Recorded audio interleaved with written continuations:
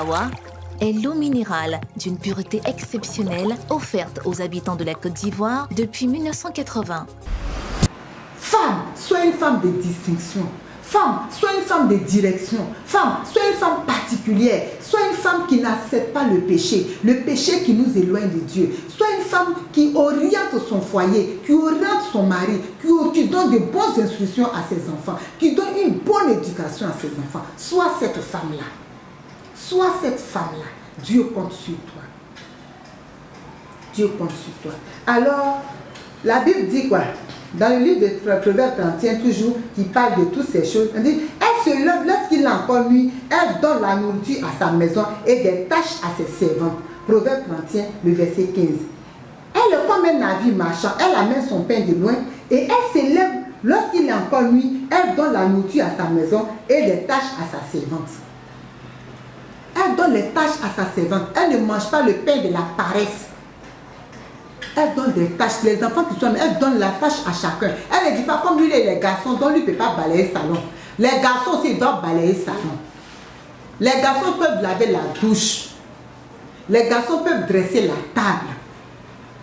Femme de direction, sois une femme sage. Donne les tâches à tes servantes, à tes enfants, à tous ceux qui vivent autour de toi. Et entretiens ta maison aussi. Entretiens le lit conjugal. Donc la chambre doit rester toujours propre. Sur le sol, on ne doit pas trouver le sable. Tes sous-vêtements doivent être lavés. Ton sous-corps doit être lavé. Ton sous-corps doit être lavé. Ça doit être propre. Pour ton mari aussi, tu dois le laver. La chambre doit dégager la vie. Quand on dit la vie, on ne parle pas de richesse grandiose. Mais même si c'est sur une natte que vous dormez, tu dois lever le matin la natte, la plier, mettre au coin du mur et puis balayer la maison est propre. Le soir, à l'arrivée de ton mari, tu places la nappe, si vous avez un drap, vous mettez dessus. Quand je parle de lit, je veux parler de couchette. Je ne parle pas de lit marbré. Non, je veux parler de la couchette. Ça doit être propre. Ta tenue que tu portes, ton sous-vêtement, ton soutien et ton sous-corps doit être propre. Ça aussi attire. Ton corps doit être propre. Tu dois te laver pour aller au lit. C'est ça aussi. Bien bâtir sa maison. Parce que ça fait partie de la maison. Ton corps fait partie de la maison. Ta relation, ta vie sexuelle avec ton mari fait partie de bien bâtir la maison. Donc le gars ne peut pas rentrer dans la saleté. Il faut que tu sois propre. Et que tu enseignes à tes filles qu'elles doivent être propres. Peut-être que tu es occupé, tu vas au marché, tu as une servante à la maison qui prépare. Mais par moment, toi aussi, trouve du temps pour préparer de tes 10 doigts, pour donner aussi à ton mari. Et apprendre à tes filles, même si elles vont à l'école, apprendre aussi à préparer. Parce qu'aujourd'hui, je vais vous dire la vérité, nous les femmes, aujourd'hui les temps ont changé. Les temps ont changé. Il n'y a plus de servantes même. Les servantes qu'on prend même pour mettre dans la maison, elles ne savent pas préparer. Parce qu'elle aussi, quand elle était chez sa maman là-bas, sa maman ne lui a pas appris à préparer. Donc, papier n'est pas rentré dans sa tête. On dit, bon, elle vient chercher le travail des servantes. Elle va venir faire le travail des servantes. Mais elle ne s'est pas préparée. Donc, tu fais comment? Elle est venue de ça dans ta maison, tous les jours, il y a les changements. Bien aimé, tu peux aussi apprendre à préparer. Il y a des structures aujourd'hui, il y a des centres de formation où on apprend à préparer. Si tu n'as pas appris à préparer parce que tu partais à l'école, tes parents ne t'ont pas donné la facilité d'apprendre, mais tu peux apprendre toujours. Le mot apprendre existe et on peut toujours l'exécuter. Donc tu peux aussi apprendre, bien bâtir sa maison. J'ai dit tout à l'heure qu'on doit faire des planifications. Donc quand tu fais une planification, tout ça, ça doit rentrer dans ta planification qui va t'aider à bien bâtir ta maison. Savoir préparer. Si je ne sais pas préparer, je peux apprendre à préparer. Je ne peux pas compter si la servante, nous constatons qu'il n'y a plus de servantes qui sachent préparer véritablement. Donc toi-même aussi, apprends à préparer. Si tu as fait des enfants qui sont des filles ou des garçons, apprends-les à préparer, surtout à la femme. Même si les temps ont changé, je dis que oui, mon mari prépare le riz, moi je prépare la sauce. Ça c'est ce que les hommes ont dit. Ils sont en train de déformer. La femme là, c'est elle qui nourrit. Le sens de nourrir, d'entretenir là, c'est elle dans la femme. C'est pas le sens de l'homme. L'homme là, c'est la gestion, prendre le compteur, voir comment tout ça, ça va. Est-ce que ça va, est-ce que ça va. C'est le rôle, chacun a son rôle. Donc même si l'homme s'est préparé là, c'est pas son rôle. Dieu là, l'instinct que Dieu a mis en nous là, l'instinct de femme, c'est de donner à manger, c'est de donner la vie, c'est d'entretenir. Donc la fille, ta fille, elle doit aussi apprendre à préparer. Ne laisse pas ta fille dormir et puis l'autre nièce qui est chez toi à la maison, c'est elle qui prépare. Elle apprend pour elle. Demain, quand elle va se marier, elle pourra prendre soin de ses enfants. En tant que ta fille, elle va travailler demain, c'est vrai, elle va avoir beaucoup d'argent. Mais tu as l'argent, si il n'y a personne pour préparer, tu vas comment? Si tu ne sais pas porter une couche, une femme sage, elle bâtit sa maison, elle sait porter couche à son enfant, elle sait laver son bébé. Elle sait laver son bébé. Parce qu'il n'y aura pas toujours quelqu'un pour venir laver ton bébé pour toi. Même si tu travailles, quand tu as venu là, par moment, la servante, elle n'a pas bien fait. Donc, tu es obligé de faire. Maintenant, si toi, tu ne sais pas faire, qui va faire pour toi? C'est pour ça que la femme doit être équilibrée. Une femme sage, elle doit être une femme équilibrée.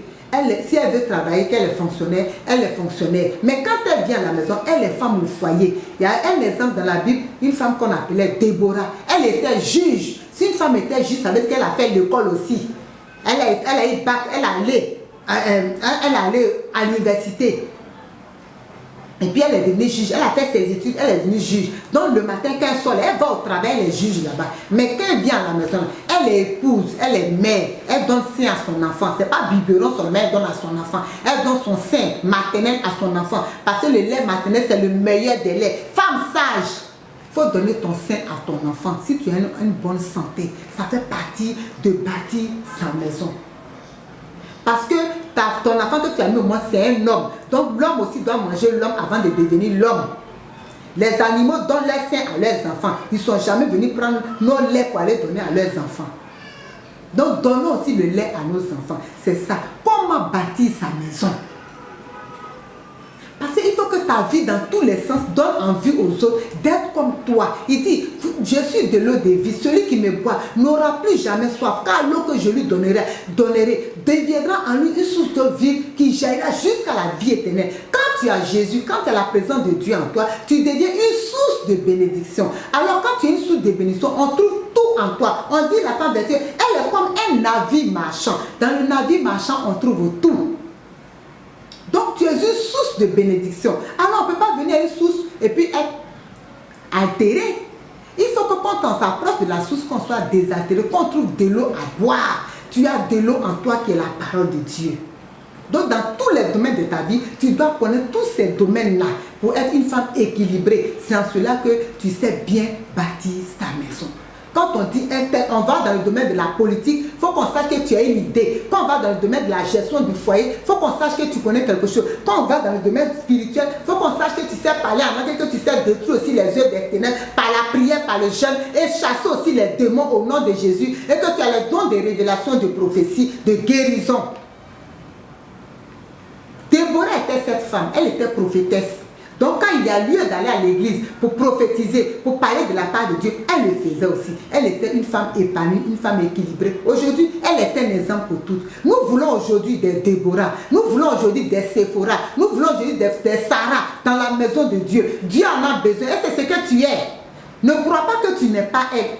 Tu es l'une de ces femmes-là. Tu as un potentiel de ces femmes-là. Tu as un dépôt que Dieu t'a donné relativement à tout ce que nous venons de dire, pour que tu sois une bonne femme qui sache gérer et qui sache bâtir bien sa maison, bâtir la vie de son mari, bâtir la vie de ses enfants, bâtir la vie de sa famille, pour donner un avenir heureux. Parce que les parents doivent laisser un héritage à leurs enfants. Quel héritage laisseras-tu à tes enfants? Un héritage de désespoir ou bien un héritage d'espoir? Si tu as Jésus, tu vas laisser Jésus à tes enfants. Mais il faut aussi donner aussi la morale à tes enfants, la bonne morale. Dans la Bible, il y a aussi des lois qui sont relatives à la vie, à la morale. Toutes ces vertus, nous devons les avoir. Alors, bien aimé, je vais juste donner un petit témoignage. Je suivais une formation. Et dans cette formation, moi j'étais déjà une femme mariée. Et dans cette formation, il y avait beaucoup de jeunes filles. Et à chaque fois que les jeunes filles, on venait en classe, il y avait une qui était là. Un peu souvent, elle dit, ma grand-mère, elle est ceci, ma grand-mère m'énerve, ma grand-mère nous fatigue à la maison, ma grand-mère elle est ceci. Tout elle disait, j'étais avec d'autres dames mariées comme moi, je disais à mes camarades, la petite qui parle là, je suis sûre que la grand-mère dont elle parle là, c'est la maman de son papa. Je suis sûre que c'est la maman, parce que je ne suis pas sûre que c'est de la maman de sa maman. Parce que nous, la maman, on ne parle jamais mal de notre maman. Je suis sûre que c'est de sa belle, c'est de sa grand-mère. Elle dit, comment ça? J'ai dit si. Parce que la manière dont elle parle, je vois ça. Et ce jour-là, comme nous sommes des dames, on a parié. Mes soeurs ont dit non, c'est faux, tu exagères. J'ai dit bon, on parie ce midi. Si la fille a dit que c'est la maman de sa maman, moi je vous paye à manger, vous êtes beaucoup. Mais si elle dit que c'est sa grand-mère partenaire, vous me payez à manger, vous êtes nombreuses. Et on a signé le contrat. Quand la fille est venue à 10h, aux heures de pause, j'ai dit, c'est pas moi qui ai demandé, les autres, mais elles ont dit le nom de la fille que je ne vais pas dire ici. Que j'ai dit, la grand-mère dont tu parles toujours là, tu parles de cette grand-mère. Et puis elle fait un geste, elle dit, c'est pas la grand-mère, c'est pas la maman de mon papa. J'ai dit, voilà, je vous ai pas dit. Femme, c'est toi qui dois donner l'éducation à tes enfants. Comment cette petite fille peut dire, c'est pas la grand-mère, c'est pas la maman de mon papa. En fait, on a mis la haine dans le cœur de cette jeune fille. Je voudrais dire à cette femme distinguée, cette femme particulière, que nous ne devons pas s'aimer la haine dans le cœur de nos enfants.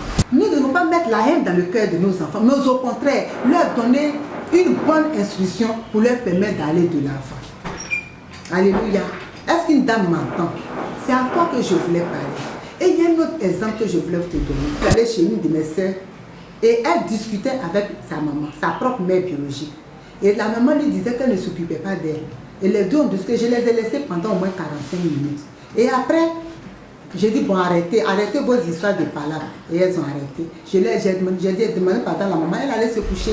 Elle dit non, ma maman dit que je ne m'occupe pas d'elle, je ne lui fais pas ceci. Pourtant, je fais tout pour elle, mais elle trouve que je ne lui fais rien. Et la question que je lui ai posée, je lui ai dit, à supposer que c'était la maman de ton mari qui faisait, est-ce que tu allais accepter?